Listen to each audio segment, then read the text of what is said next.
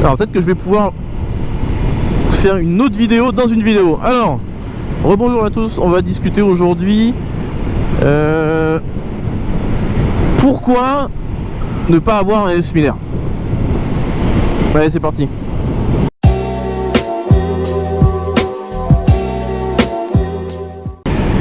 Alors, pourquoi ne pas avoir un similaire? C'est un très bon roster, hein. Là-dessus il n'y a pas de souci, très puissant, etc. Mais comme les Ducati V4S, V4 ou ce genre de choses, bah effectivement c'est pas exploitable sur la route. Bon, de toute façon, déjà même 120 chevaux sur la route c'est déjà compliqué. Et c'est chiant pour bouger. C'est chiant pour voyager, quoi. Moi la dernière fois je vous ai dit, je fais beaucoup de télétravail, donc je vais moins au boulot avec. Et au boulot, bah, c'était vraiment pour le plaisir, hein. Sinon je prenais les transports, mais pas de taper les bouchons tout le temps, mais vraiment pour le plaisir. Ça passe bien dans l'interfile. Le 4 cylindres, ça cogne pas trop. T'as pas besoin de jouer sur les rapports tout le temps. Donc vraiment sympa. Donc du coup, bah, une fois que tu télétravailles, qu'est-ce qui se passe? Qu'est-ce qui te reste finalement? C'est plutôt les balades et essayer de bouger un petit peu de ville en ville finalement pour pouvoir télétravailler dans une autre ville, quoi. Tout ça, le truc sympa. Tu peux télétravailler, tu peux passer une semaine dans le sud de la France si tu as envie, ou à 300 km de là où tu es si tu as envie. Et bah, tu te dis, ça serait quand même bien de prendre la moto pour faire ça, parce que c'est quand même vraiment sympa. Et surtout qu'elle dorme pas dans le comment ça s'appelle, dans le garage, quoi, pas qu'elle s'encrasse. Donc c'est vraiment l'idée. Mais le problème du coup, c'est quand tu veux aller assez vite d'une ville à une autre, bon t'évites de prendre toutes les petites routes, et des fois tu peux pas forcément. Sur la 80 km/h, je peux te dire que tu vas mettre du temps, mais c'est possible, ça se fait. Mais généralement tu prendras toujours une portion d'autoroute, ou une bonne partie si tu veux aller plus vite. Et ça, sur l'autoroute, c'est pas possible. Il y a un régulateur quand même qui évite de fatiguer le poignet, etc. Mais bon, même si tu roules à 80, enfin tu te fatigues quand même le poignet, hein. C'est la durée du trajet agit énormément sur ta douleur au poignet. Et donc tu prends le vent, donc forcément tu es obligé de complètement être gainé, un peu baissé vers l'avant. Ça a tendance à te balancer un petit peu sur les côtés quand tu passes derrière les camions, etc. Et tu peux pas te cacher derrière quelque chose, quoi. Limite sur le similaire, tu pourrais te baisser et te cacher derrière la bulle, ou essayer de mettre une bulle un peu plus haute, un peu dégueulasse visuellement, mais au moins ça te protégerait un petit peu, quoi. Là c'est pas forcément le cas. Donc pour l'autoroute, faut oublier, quoi. Et long trajet, 10 km ça passe, mais sinon faut oublier. La consommation d'essence, moi je trouve franchement que c'est plutôt correct pour un 1000. J'avais déjà fait une vidéo la dernière fois, j'ai dû faire quasiment 250 km avec le plein, donc j'étais au régulateur, etc. Donc sur l'autoroute ça allait. Donc ça consomme pas tant que ça. Ensuite le problème c'est que quand tu es tout seul, ça va. Mais quand tu es en couple et que tu veux faire des kilomètres, bah vous avez vu l'espèce de selle qu'il y a derrière là, enfin déjà il la propose, parce que de base elle y est pas, hein. Il n'y a pas de calpi arrière non plus. Donc ça c'est vraiment pour dépanner, quoi. C'est-à-dire que tu fais 20 minutes de trajet grand max, et de préférence en n'ayant pas de feu, parce qu'à chaque fois que tu freines, la personne derrière elle glisse constamment.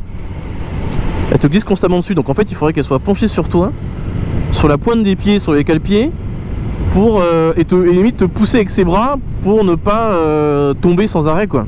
Tellement ça glisse. Et en plus tellement t'es haut, en fait, t'es vraiment au perché derrière. Et ça c'est vraiment un souci, quoi. Donc au final ça va pas pour faire de l'autoroute et faire des voyages, ça va pas pour le duo. Ça va pourquoi? Eh ben ça va pour principalement son utilisation de base, c'est le circuit. En gros, surtout si tu prends le mode dynamique pro, des suspensions dynamiques, blablabla. Et encore sur circuit, t'as envie de régler toi-même tes suspensions, mais l'électronique est plutôt bonne là-dessus. Et ça peut aller en ville. Alors je dirais pas forcément Paris, parce que franchement Paris les bouchons, bah tu fais de l'interfile avec, mais quand c'est l'été tu sens que t'as besoin de rouler quand même à 80-90 hein, sinon elle aime pas trop quoi. Donc si tu aimes les faire de la piste et que tu aimerais avoir une moto plutôt soliste pour faire des balades comme là tout seul, franchement ça passe. Mais vraiment juste ça. Sinon le reste ça n'a pas beaucoup d'intérêt. Et ça c'est vraiment dans le cas où tu te poses des questions par rapport à... imagine t'as le budget que tu veux, t'as les 25 000 balles pour ce truc là. L'itinéraire est rejeté. Non, je vais pas rejeter. Si t'as 25 000 € et que la moto te plaît et c'est celle que tu voulais, etc. Parce que bon, le goût et les couleurs, même si t'as envie de faire 200 bornes, moi je l'ai fait, tu peux les faire, tu vois. Si c'est pas tout le temps, ça va. Et que t'as l'argent, bah prends-la, fais-toi plaisir, c'est ta moto plaisir quoi.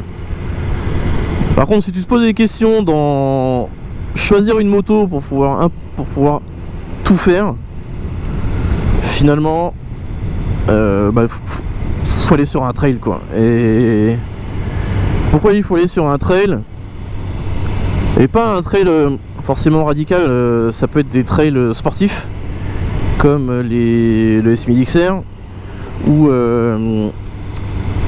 l'autre là, pardon, le 1290, ouais, il y a une version, je crois que c'est la version Adventure là, enfin ils ont c'est vraiment les trails sportifs. Ou la Multistrada Ducati, c'est des trails sportifs finalement. C'est pas, on voit même à la position est plutôt bien assis dessus et plutôt droit. Mais S1000 XR, tu vois, c'est le moteur de la S1000R. Les constructeurs ils se sont dit ok, le roster c'est bien, par contre c'est un peu radical. Il y a pas mal de gens qui sont sur du A2 et donc qui commencent à faire venir pas mal de nouveaux motards et de tous les âges maintenant hein. Avant tu commençais la moto à 22 ans, maintenant tu peux la commencer à 40-45 ans, on s'en fout. Et forcément au bout d'un moment, niveau physique tu commences un peu à galérer quoi. C'est normal. Donc du coup c'est quand même mieux d'être assis, plutôt droit, qu'être sur l'avant tout le temps quand t'as 45 ans quoi. Donc là les mecs se sont dit ok, mais qu'est-ce que je peux trouver entre le trail et le roadster pour pouvoir côté quand même toujours la sensation un peu du roadster, la sensation un peu de patate quoi, tu vois. Et du coup ils ont fait un trail sportif. Voilà, donc c'est des pneus, le S1000 XR c'est des pneus, les mêmes pneus que sur le, je veux dire pneus lisses, pneus de route, c'est mieux.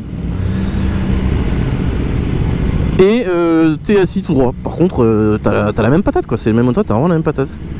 Donc au final quand tu vois ce qu'ils font avec même le 1250 GS, qui maintenant a un peu plus d'allonge hein, mais qui a un bicylindre qui est vraiment fait pour plutôt se balader dans les un petit peu sur les routes avec un peu de terre, etc. Tu vois. On est déjà quand même dans le trail par rapport aux autres modèles que j'ai cités juste avant. Donc si t'as de l'argent, fais-toi plaisir, achète ça. Si tu sens que au moment de ton permis A, tu commences à avoir un petit mal au dos, prends un trail sportif quoi. ce sera génial. Tu pourras faire de l'interfile avec, parce que c'est assez fin. Tu pourras faire de l'autoroute. Tu pourras t'amuser à un peu accélérer dans la ligne droite si ça te fait plaisir. Donc tu auras toujours cette sensation là quand même de puissance si c'est ça que tu cherches. Et sinon après tu pourras aller sur d'autres trails un peu d'entrée de gamme chez les autres marques qui sont moins sportifs mais peut-être un poil plus confort que les versions sportives. Donc voilà rapidement ce que je pouvais dire sur pourquoi ne pas prendre un similaire. N'hésitez pas à me dire dans les commentaires si c'est un petit peu votre avis et votre réflexion. Je mets un petit PS, si vous avez encore plus d'argent, bah achetez 2 motos, comme ça au moins vous n'aurez pas de problème, voire 3, mais bon, pour ça il faut peut-être habiter en Suisse. Un petit clin d'œil à Carlos. Allez, à toutes, passez une bonne journée et à bientôt, ciao ciao.